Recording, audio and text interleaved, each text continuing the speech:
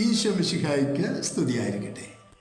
ക്രിസ്തുവിൽ എനിക്ക് ഏറ്റവും സ്നേഹവും വാത്സല്യവുമുള്ള സഹോദരങ്ങളെ, ഹെബ്രായരുടെ ലേഖനം 12-ാം അധ്യായം 15-ാം തിരുവചനം, ദൈവകൃപ ആർക്കും നഷ്ടപ്പെടാതിരിക്കാൻ ശ്രദ്ധിക്കുവിൻ.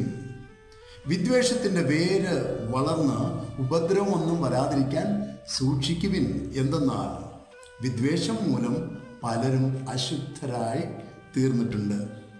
ഒരു ചെറിയ അശ്രദ്ധ, ദൈവത്തിൻ്റെ കൃപയിൽ നിന്ന് മാറ്റപ്പെടുന്ന ഒരു ചെറിയ അശ്രദ്ധ എവിടെ കൊണ്ട് എത്തിച്ചെന്ന് നോക്കുക. അത് വിദ്വേഷത്തിൻ്റെ വേര് പാകി അത് നമ്മളെ അശുദ്ധിയിൽ കൊണ്ടെത്തിച്ചു. ചെറിയ കാര്യമാണ്, പക്ഷേ അതിൻ്റെ റിസൾട്ട് നോക്കിക്കേ, വലിയ വലിയ കൃപയുടെ നഷ്ടമാണ് സംഭവിക്കുക.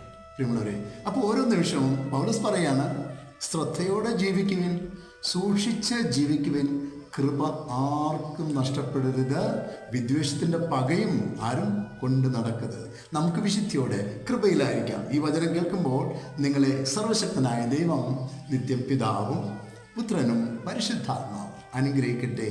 ആമേൻ.